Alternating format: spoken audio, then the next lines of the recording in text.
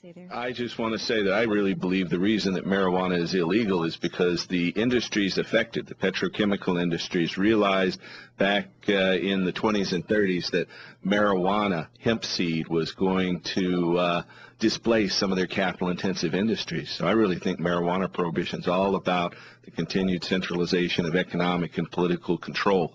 And so we want to rectify that by taking some money from the sale of marijuana for social use and dedicate, like she said, 2% to promote hemp biodiesel and fuel and food. Well, I actually wore my hemp pants today. All right. I've had for 3 years. They're incredibly sturdy. They look brand new. So I think this stuff does last, and it's a good quality product, basically, that you're trying to promote here. I mean, that's I think so. You know, I really think that, you know, they've taken the plant that produces more food in terms of protein, and the protein from marijuana seeds, hemp seeds, is in the perfect balance of amino acids to meet human nutritional needs. The healthiest food out there. They've taken that, and it produces more per land area, produces more fiber for building materials and paper and textiles, produces more fuel with biodiesel and ethanol, and more medicine than any other plant on the planet. And I really believe taking the plant that produces more food, fuel, and fiber and medicine and making that one illegal, that to me is very, very evil. And I'm highly motivated to restore hemp. You're listening to KBOO Portland. I'm Stephanie Potter with Jennifer Alexander and Paul Stanford, who are both promoting the Oregon Cannabis Tax Act 2012, hoping to get it on the ballot. And Jennifer, you had one more comment about that? Oh, regarding the hemp products, one of the most fascinating things that I think everybody can totally enjoy is to look up hempcrete housing. They're just amazing. They're carbon negative. They don't require heating and cooling. It removes a lot of the things that we take for granted in our housings today. They're fireproof, earthquake-proof, rot-proof. It just goes on and on. These are houses made out of hemp? Yes, yeah. They take the hemp fiber and they mix it with a lime. And you basically would pour it in the same way like concrete. You tamp it down, basically. And that's an ancient construction. You can go back to Mesopotamia and the foundation of civilization, and they were using that same mixture of lime and hemp fiber to make kind of hemp concrete, you know, going back to prehistory. The pyramids. Yeah, exactly. It's really amazing stuff. If anybody wanted to learn more about it, Googling hempcrete houses or just hemp houses. They've got several of them in Asheville, North Carolina. If listeners want to call in, the phone number here at KBOO is 503-231-8187, and you can ask questions. So basically then the stuff is incredibly sturdy, incredibly solid. It's not being produced in the United States anywhere right now because it's illegal everywhere, but we are getting it for, I mean, almost every country in the world is able to produce it. I read that in France, it's no problem. We get most China. of ours from Canada these days. I started importing hemp paper and fabric from China myself back in the early 90s, 91, 92. So you see this as a big business opportunity for Americans, or at least Oregonians, if we got on board with it. It will create environmentally sustainable industries and put Oregon on the cutting edge of exciting economic developments. And I really believe that it's going to go beyond just minor economic impact. I think that once we take hemp seed and we can grow it and make fuel out of it, we won't need to import oil from these despotic countries around the world that we import it from currently. Our farmers can get that money instead of these despotic monarchies, and that's going to realign our whole economic paradigm, and we're going to see money, instead of being shipped to these capital-intensive despots for their Swiss bank accounts, we're going to see it going to our farmers. We're going to invest it in our local communities, and that's going to create an economic boom for Oregon and the whole world. So in other words, instead of solar power, wind power will add to that. Yeah, it'll be power. additional. Solar power is great. Wind power is great. Hemp will replace petroleum. We can drive our cars on it. We can lubricate our engines and other machinery. We don't need to use petrochemicals. There's one thing I like to tell people is if they had dumped a load of hemp oil in Prince William Sound when the Exxon Valdez went down 20 years ago, that would have enriched the environment. The animals that got it on the birds that got it on their feathers would have been able to clean it off, and they would have had a healthy food instead of being poisoned by petrochemical petroleum. And right now, our hemp products are almost a novelty because we are Right. importing them from out of the country. It's not grabbing on like it should here, but once we're able to be producing it here, the potential is unlimited. Somebody asked me the other day how many jobs this could create, and I told them it's totally up to us. There's no limit. I mean, you can make plastic out of hemp. Henry Ford made the first car out of hemp, and he beat it with a sledgehammer, Yeah, and we've it got doesn't even videos dent. of, I mean, that. the like sky's the fiberglass. limit. Fiberglass, the first car. I read that the first Declaration of Independence was Written on hemp paper. Written on hemp paper. Paper was invented from hemp in China back over 2,000 years ago. So there's this incredible kind of paranoid thing going on, though, where The whole marijuana issue, pardon the pun, is a smokescreen. It's not about marijuana. It's not about drugs. It's really about the centralization of economic and political control and the whole petrochemical, police, prison industrial complex. You know, those folks out there that depend on busting us and putting us in jail and destroying our families, those are the ones that primarily put this propaganda out there that marijuana is bad, when in fact it's highly beneficial. It's much safer than alcohol and tobacco. In fact, not only is it safer, it's good for you. It'll make you live longer. It'll increase your longevity. well, yeah. That's one of the things that so many of the prohibitionists or the opponents to this sort of a thing, they can't wrap their head around, is that there are actual very valid studies, one out of Harvard, one out of UCLA, valid studies that demonstrate that marijuana can actually shrink tumor growth.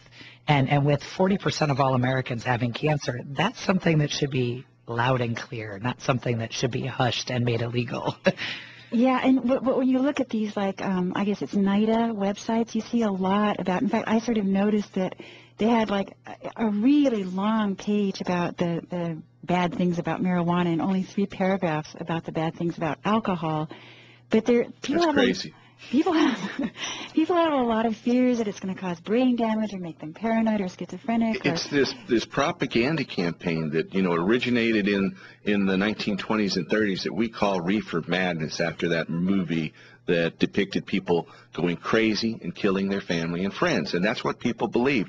They use this term marijuana, which is back then, it's a highly racist society. We've made a lot of strides since then. But that term was anti-Hispanic, and they used it, and they used racism to pass the marijuana laws, and they renamed a crop. Everyone knew what hemp was.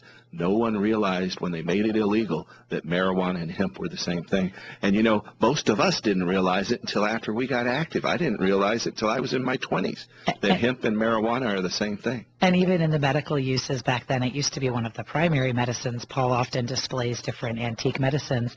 They called that cannabis. So people knew cannabis, people knew hemp. They didn't know Marijuana was marijuana this was new that. scary thing. The main lobbyist in 37, when they had their Tax Act hearings in the federal Congress, came in to the committee and said, we just realized that this marijuana stuff you're trying to criminalize is cannabis, and cannabis is useful in all these different medicines. You can't prohibit that. This guy's name was Woodward from the American Medical Association. Well, they took the bill to the floor of the House and they lied and said that the AMA supported it, when in fact the AMA opposed the initial implementation of marijuana prohibition. Wow. So it's really just been, It's all based on lies. it's been incredibly, like, just trashed as its reputation, basically. Yeah. A good girl who Yeah. Well, I think the thing of it is, though, is people are it's like another thing about it that I think people would save money in Oregon. I read a lot about how I guess across the country 1.6 million people are put in prison. It's like, what are the statistics on making it a crime in terms of what it costs us? Well, over 800,000 people a year for the past 5 years have been arrested and put in jail for marijuana. We in Oregon are fortunate, and it turns out that most of those arrests, over 90%, are for simple possession. If you go across the river in Washington State and you get arrested for any amount of marijuana, you get put in jail, and there's a mandatory 1 day in jail. And in some places like Arizona and Oklahoma, you can be put in jail for years for simple possession. There's a lady. And what's simple possession? Simple possession is having a little bit of marijuana, less than an ounce in your possession. Here in Oregon, that's only a fine, and it's not a criminal record. They can't put you in jail, and you don't give up your rights to be free from search and seizure based on an infraction. It's an infraction, which is the lowest grade of violating some statute or law. And so in Oklahoma, there's a lady named Spotted Eagle. That's her family name. She's in prison for 13 years for selling 6 grams of marijuana.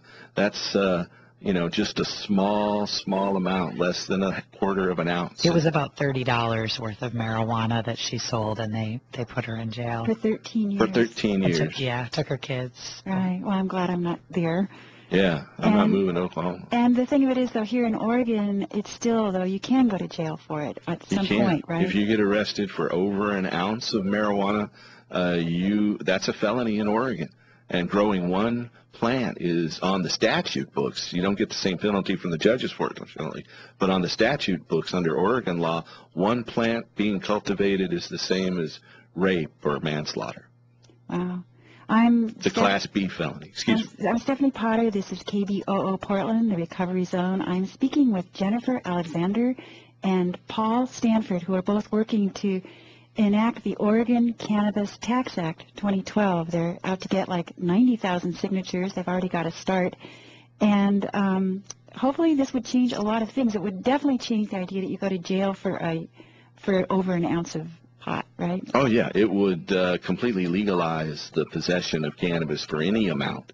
And it would regulate the commercial market so adults can go to state licensed stores and bars and taverns. They get the license from the new state commission. And it'd be completely separate from alcohol sales. It wouldn't be in the same stores as those. It'd be separate. And so it would basically allow anyone to possess their own, and farmers who wanted to grow it for money could get a license to do so. And we mandate that those licenses be equitably distributed among all applicants. So anyone who wants to grow it for a profit will be able to. And I think it'll be akin to the tobacco allotments they have back east, where they say you can grow an acre of tobacco, and somebody who grows 500 acres of corn makes more money off their acre of tobacco than they make off their 500 acres of corn. So we'll see the same sort of thing with cannabis, and we'll enrich our farmers and our local communities. We have a caller. Joanne, would you like to ask your question? I guess, anyway, okay, this deer plant, marijuana, whatever, seems to be able to do a lot of good things for people, the human body. And if it was given the freedom to do so, it probably could do an awful lot more. But anyway, I'm going to ask this question.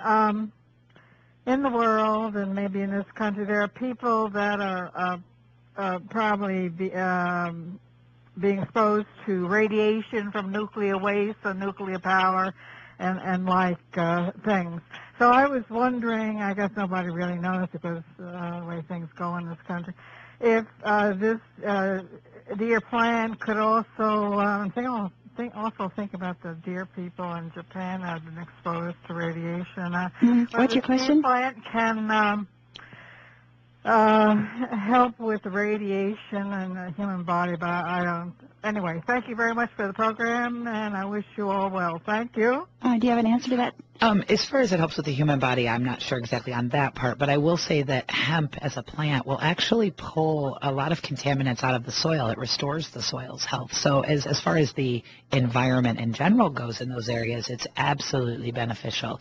It pulls toxins from the soil and leaves the soil healthier than before it was put in. That's one of the other amazing things about that. That's a very good point. And when it comes to the human body, it's shown to have strong antioxidant and anti-tumoral effects. So for people who've been exposed to radiation that might cause cancer, it will fight that cancer. It might not affect radiation poisoning and all of that, but it will affect your ability to eat and stimulate the appetite of people who would be exposed to radiation. A healing plant.